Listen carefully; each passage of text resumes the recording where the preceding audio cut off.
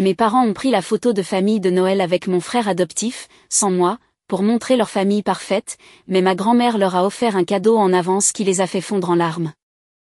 J'ai 17 ans et j'ai un petit frère, Nathan, qui en a 15. J'ai toujours eu l'impression que mes parents le préféraient à moi. Nathan est adopté, mes parents l'ont adopté il y a environ 9 ans, mais il s'intègre parfaitement dans notre famille. En fait, je dirais même qu'il a davantage l'air de faire partie de la famille, qu'il ressemble davantage au type d'enfant que mes parents auraient dû avoir, plutôt que moi. Je ne dis pas ça par jalousie, c'est parce que mes parents ont fait des blagues à ce sujet plusieurs fois. Et je ne pense pas qu'ils plaisantaient vraiment. Ma famille est très belle selon les standards classiques, je n'exagère pas, il pourrait être sur la couverture d'un magazine familial. Malheureusement, je ne rentre pas dans ce moule. J'ai été diagnostiquée avec un diabète de type 2 quand j'étais enfant, ce qui rendait extrêmement difficile la perte de poids. Mes parents contrôlaient strictement mes portions et surveillaient tout ce que je mangeais, mais on ne peut pas vivre comme ça. Je devais me faufiler pour trouver de la nourriture parce que j'avais vraiment l'impression qu'ils me faisaient mourir de faim. C'était déjà très difficile pour moi de garder un poids sain, et avec mes habitudes alimentaires, c'est devenu impossible de maigrir. Pour être honnête, je suis assez en surpoids maintenant. Et puis, il y a environ 6 mois, on m'a diagnostiqué une fibromyalgie. Depuis 3 mois, je dois parfois utiliser un fauteuil roulant à cause de la sévérité des symptômes et des crises fréquentes. Je ne connais même pas encore la cause, donc je ne peux même pas prévenir les poussées. La vie était déjà compliquée pour moi avant, j'ai toujours été une enfant introvertie, et même à la maison, je n'étais pas vraiment bien traitée. Mais depuis ce diagnostic, c'est encore pire. Avant, j'étais juste la fille en surpoids. Maintenant, je suis la grosse fille en fauteuil roulant. Je souffre beaucoup mentalement, et mes parents ne font absolument rien pour améliorer la situation. En fait, ils l'aggravent, car à voir comment ils se comportent, c'est clair qu'ils me considèrent comme un fardeau pour la famille. Alors j'ai commencé à m'enfermer dans ma chambre autant que possible, parce que je ne voulais vraiment pas les déranger. C'est incroyablement solitaire, mais je ne peux pas faire autrement. Je ne veux pas avoir l'impression de constamment décevoir tout le monde autour de moi. J'ai toujours eu l'impression qu'ils ne me voulaient pas vraiment dans la famille, mais je gérais ça en refoulant ces pensées. Cependant, après ce qui s'est passé il y a quelques semaines, c'est devenu bien plus difficile à ignorer. Il y a presque 3 semaines, mes parents parlaient de la carte de Noël que l'on envoie chaque année au reste de la famille. Le lendemain, comme chaque année, je me suis habillée en rouge et je suis allée au salon pour faire partie de la photo de famille. C'est une tradition depuis des années, et je pensais que même si tout le reste avait changé, au moins ça, ce serait constant, et je me sentirais toujours un peu intégrée à ma propre famille. Mais ils m'ont enlevé ça aussi. Dès qu'ils m'ont vu, ils ont eu l'air très gênés et m'ont dit qu'ils pensaient que cette fois, ce serait juste tous les 3, parce que j'étais en fauteuil roulant ce jour-là et qu'ils ne voulaient pas gâcher la photo. J'ai été choquée qu'ils disent quelque chose d'aussi cruel, mais j'ai essayé de les raisonner. Je leur ai dit que je pouvais essayer de me lever quelques minutes pour la photo, que ce ne serait pas si terrible pour moi, mais ils ont insisté pour que je reste dans le fauteuil et que je les laisse faire la photo entre eux. Là, c'était clair, ils ne voulaient pas de moi sur la photo, littéralement. Alors je suis retournée dans ma chambre et j'ai pleuré jusqu'à m'endormir, et le pire, c'est que personne n'est venu voir si j'allais bien. C'était une journée horrible au bout d'une année horrible, et je n'en pouvais plus. Ce jour-là, j'ai enfin appelé ma grand-mère et je lui ai tout raconté. Ma grand-mère est la mère de mon père, et c'est une personne incroyable. Mon grand-père est mort quand mon père n'avait que 10 ans, et depuis, elle s'est construite toute seule. Elle est incroyablement forte et inspirante, et elle m'aime plus que n'importe qui. J'aurais aimé vivre avec elle plus tôt, mais je gardais l'espoir que mes parents finiraient par changer et me traiteraient mieux. Mais ce jour-là, j'ai compris que ça n'arriverait jamais. Ma grand-mère savait que mes parents ne me traitaient pas bien, et elle m'avait demandé plusieurs fois si je voulais venir vivre chez elle. Ce jour-là, je lui ai dit que oui. Je voulais quitter cette maison et vivre avec elle, parce que clairement, je n'étais pas désirée ici. Je le savais depuis longtemps, mais je luttais encore contre moi-même, essayant de ne pas y croire, parce qu'au bout du compte, c'était quand même mes parents, et c'était ma famille. Mais si c'était ça, ma famille, peut-être que je serais mieux sans eux. Ce jour-là, c'est ma grand-mère qui était là pour moi, au téléphone, à me calmer et me consoler pendant que je pleurais. Elle m'a aussi dit qu'elle serait là dans quelques jours, dès qu'elle rentrerait de sa croisière avec ses amis, et qu'elle me prendrait avec elle. Oui, ma grand-mère a une vie plutôt cool. Bref, je lui ai fait promettre qu'elle viendrait me chercher, et après ça, je n'ai rien dit à mes parents parce que j'ai compris qu'ils n'en valaient pas la peine.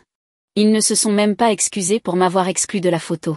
Ils ont fait comme si de rien n'était, et moi aussi, parce que je savais que j'allais bientôt être sauvée de cet endroit. Comme elle l'avait promis, ma grand-mère est arrivée chez nous la semaine dernière. Pendant 7 jours entiers, j'ai à peine parlé à mes parents ou à Nathan. Je faisais juste l'aller-retour école-maison, puis je restais dans ma chambre tout le reste de la journée. Le jour où ma grand-mère est venue, c'est moi qui ai ouvert la porte et les fait entrer. Mes parents n'avaient aucune idée de ce qui se passait, donc ils avaient l'air plutôt détendus de la voir et agissaient comme si tout allait bien. Mais ma grand-mère n'allait pas laisser passer ça. Dès qu'elle s'est assise, elle leur a demandé pourquoi exactement ils ne m'avaient pas incluse dans la carte de Noël.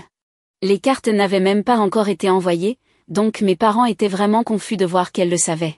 Mais ensuite, ils ont compris que j'avais dû lui raconter l'incident, et au lieu de se montrer désolés, ils se sont tournés vers moi avec un regard glacial et m'ont accusé de créer du drame et de me plaindre à ma grand-mère. Ils ont ressorti la même excuse, qu'ils ne voulaient pas me déranger en me faisant me lever pour la photo, et que si mon fauteuil apparaissait dessus, ça ruinerait l'image.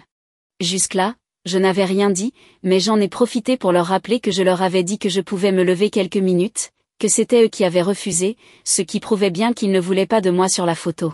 J'ai ajouté qu'ils m'avaient toujours traitée comme une étrangère dans cette famille, juste parce que je ne correspondais pas à leur image, alors que je n'y pouvais rien. Je leur ai dit que c'était ironique que, même si Nathan était adopté, ils le traitaient davantage comme leur propre enfant biologique que moi. Ils ne me voyaient que comme un fardeau, même si Nathan et moi étions très proches quand nous étions enfants. Il avait vu comment nos parents me traitaient et avait choisi de s'éloigner de moi lui aussi. Au final, j'ai fini par être complètement seule dans cette maison. Au moins, Nathan a eu la décence de détourner le regard, parce qu'il savait que ce que je disais était vrai. Mes parents se sont immédiatement énervés parce que j'ai dit que Nathan était adopté, comme s'ils ne le savaient pas. Évidemment qu'il était au courant, puisqu'il avait 6 ans quand il a rejoint notre famille. Je ne l'ai jamais considéré comme moi un frère sous prétexte que nous n'étions pas liés biologiquement, mais mon point restait valable, il a toujours eu le traitement auquel je n'ai jamais eu droit, pas parce qu'il ressemblait plus à leur enfant que moi. Peut-être que j'avais commencé à leur en vouloir un peu à cause de la façon dont ils me traitaient. Malgré tout, mes parents n'en ont pas profité pour s'excuser ni même montrer un semblant de remords. Ils se sont contentés de dire que je me comportais comme une enfant gâtée et que j'étais méchante d'avoir mentionné que Nathan était adopté, juste pour justifier mon comportement. Ils ont même ajouté qu'ils attendaient maintenant des excuses de ma part. J'allais répliquer, mais je crois que ma grand-mère en avait assez à ce moment-là. Elle est intervenue et a dit que ce n'était pas nécessaire. Elle était là pour faire en sorte que ce genre de maltraitance ne se reproduise plus jamais. Mes parents avaient l'air confus, alors elle leur a dit qu'elle allait m'emmener avec elle, puisqu'ils ne faisaient même plus semblant de cacher qu'ils me considéraient comme un poids pour la famille. J'allais avoir 18 ans dans quelques mois, donc il n'y avait pas besoin de se soucier de la garde. Peu importe, je pouvais aller vivre chez elle, et tout irait bien. Mes parents sont restés abasourdis pendant quelques minutes. Personne n'a rien dit, puis ils ont déclaré que si ma grand-mère voulait vraiment m'emmener, alors elle en avait tout à fait le droit, ils n'allaient pas l'en empêcher.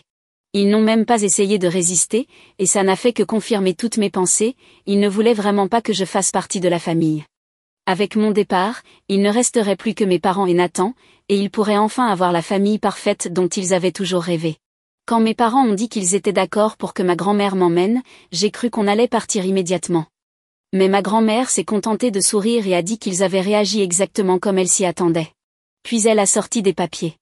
Elle a dit qu'elle aurait dû faire ça depuis longtemps et a annoncé à mes parents qu'elle les rayait de son testament. Désormais, après sa mort, tout ce qu'elle possédait irait à Nathan et à moi. Au début, je ne comprenais pas vraiment ce que cela impliquait, mais je crois que mes parents ont tout de suite compris, parce qu'ils sont devenus très défensifs et ont dit que c'était incroyablement injuste de leur part de les traiter ainsi, juste parce que j'étais soi-disant capricieuse et exigeante. Je n'y avais pas vraiment réfléchi, mais ma grand-mère était assez aisée, puisqu'elle avait été une excellente agente immobilière avant de prendre sa retraite il y a quelques années. Donc, oui, il était logique qu'elle ait pas mal d'argent. Je n'y avais pas beaucoup pensé, parce que j'aime ma grand-mère pour ce qu'elle est, pas pour son argent, contrairement à mes parents.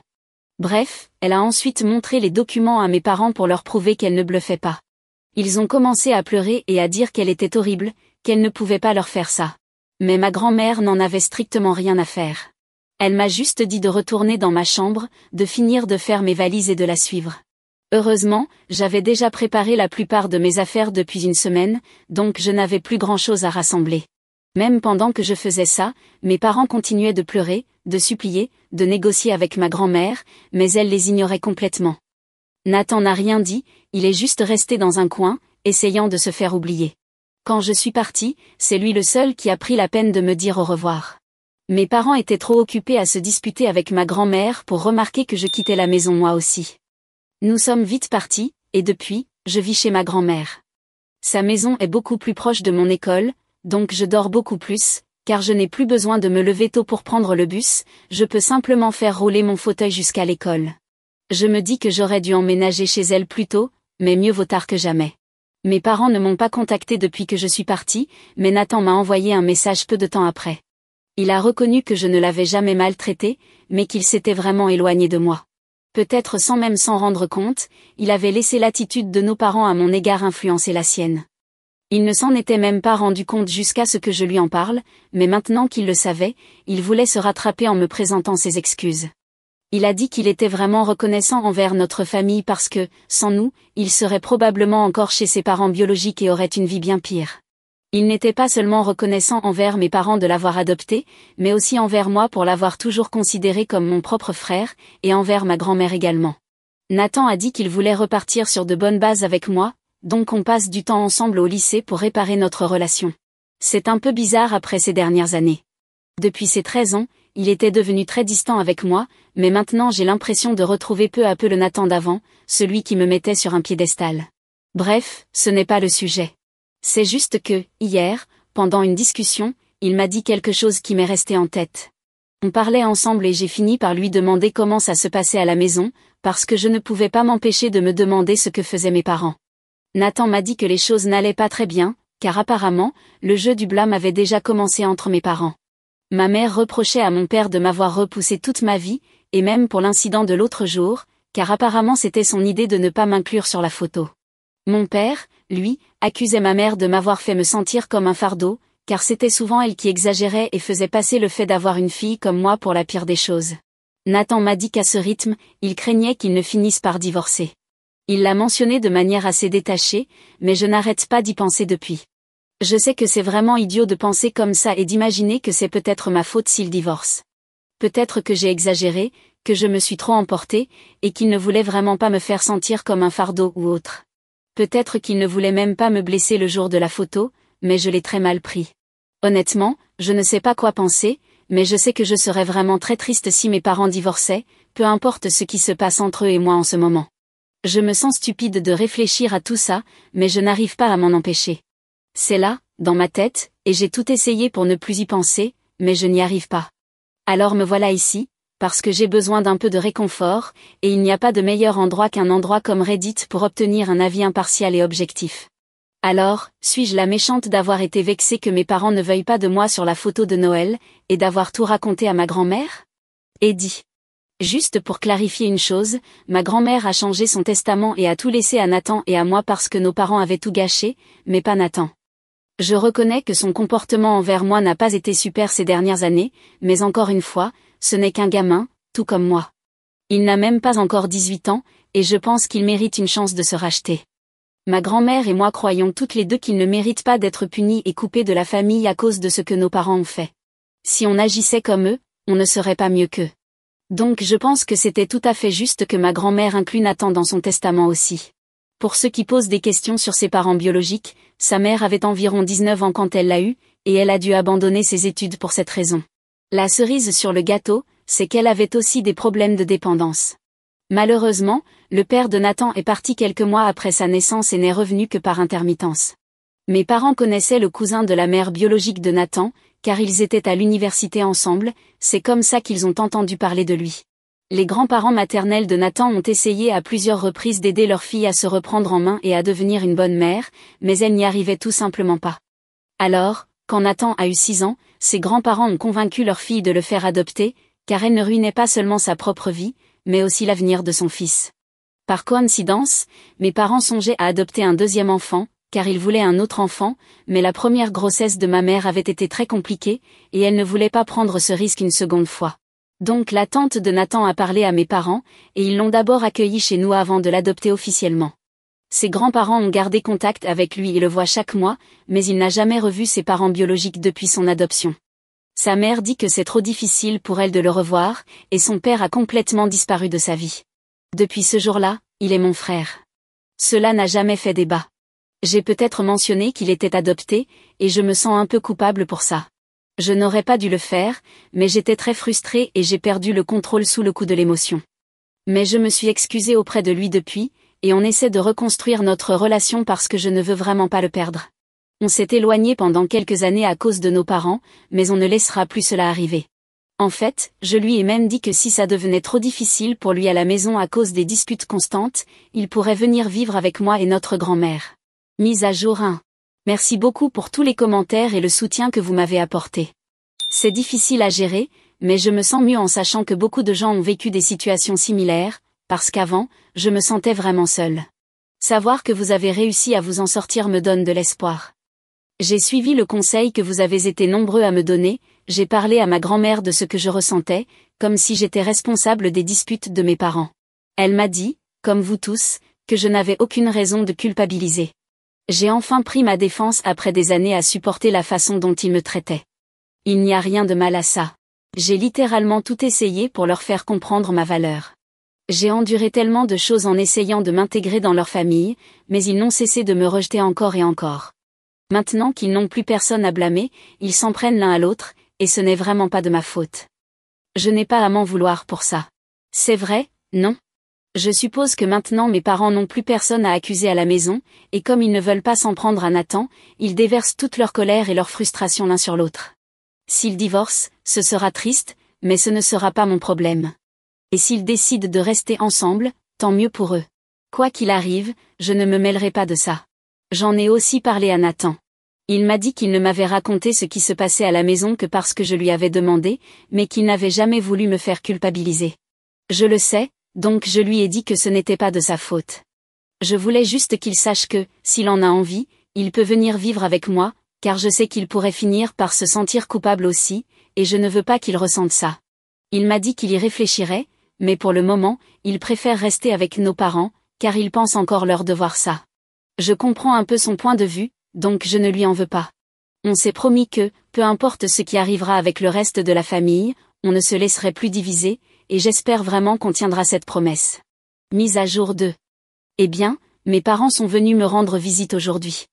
Quand je suis rentrée de l'école, ils étaient dans le salon avec ma grand-mère. Dès que je suis entrée, elle m'a dit qu'ils étaient là pour me parler. Je n'étais pas du tout d'humeur à les voir, j'avais passé une mauvaise journée à l'école. Je leur ai dit que, s'ils avaient quelque chose à me dire, ils pouvaient m'envoyer un mail ou revenir plus tard, car j'étais vraiment épuisée et j'avais besoin de faire une sieste. Ils m'ont répondu qu'ils avaient pris leur journée spécialement pour me parler, car ils voulaient que je rentre à la maison avec eux. Comme je vais partir à la fac dans quelques mois, ils voulaient passer ces derniers moments avec moi avant mon départ. Ils ont dit qu'ils étaient là pour s'excuser si je m'étais sentie offensée par leur comportement. Alors peut-être que je suis trop critique, mais je n'aime pas du tout la façon dont ils ont formulé ça. Qu'est-ce que ça veut dire, désolé si tu t'es senti offensé par notre comportement? Leur comportement était offensant, c'est pour ça que je me suis sentie offensée. Je sais que je doutais de moi ces derniers jours, mais maintenant les choses sont claires. Je sais que tout le monde est d'accord pour dire que ce qu'ils ont fait et la manière dont ils m'ont traité était inacceptable. Je leur ai donc dit que la seule raison pour laquelle j'avais été aussi bouleversée, c'est parce que leur comportement était mauvais. J'étais offensée parce qu'ils m'ont offensée. Il n'y a pas de si dans cette histoire. Et au lieu de reconnaître leur tort et de se remettre en question, ils m'ont dit que j'avais moi aussi été distante avec eux, donc forcément, ils ne savaient pas ce qui se passait. Ça m'a fait comprendre que peu importe mes efforts, ou ceux de quiconque, mes parents sont incapables de présenter de vraies excuses. Je leur ai dit de partir parce que je savais qu'ils allaient encore essayer de me manipuler pour me faire croire que tout était de ma faute, et qu'au final, ce serait moi qui finirais par m'excuser au lieu d'eux. Je voulais éviter tout ce cirque, alors je leur ai simplement dit de s'en aller. Mais ils ont refusé de se lever et ont dit qu'ils ne partiraient pas tant que je ne me serais pas assis pour tout discuter avec eux, parce qu'ils méritaient au moins ça, surtout après tout ce qu'ils avaient fait pour moi, ce qui, en réalité, ne représentait rien d'autre que les choses normales que n'importe quel parent ferait. Je n'avais même pas envie d'argumenter. J'ai juste levé les yeux au ciel et j'ai commencé à retourner dans ma chambre. C'est là que mon père a crié que je n'avais pas le droit de partir sans leur parler. Heureusement, ma grand-mère était là, et elle n'allait pas tolérer ce genre de comportement chez elle. Elle a dit à mon père de se taire et de baisser d'un ton parce qu'après la façon dont il m'avait traité, il n'avait aucun droit de me crier dessus simplement parce que j'avais pris la bonne décision pour moi-même en m'éloignant d'eux. Elle lui a dit de s'excuser auprès de moi, et que si je ne voulais pas leur parler, alors il n'y avait rien qu'elle puisse faire. Ils devaient partir, parce qu'elle ne les laisserait pas me harceler mentalement encore et encore juste parce qu'ils étaient inquiets de leur réputation et de leur image.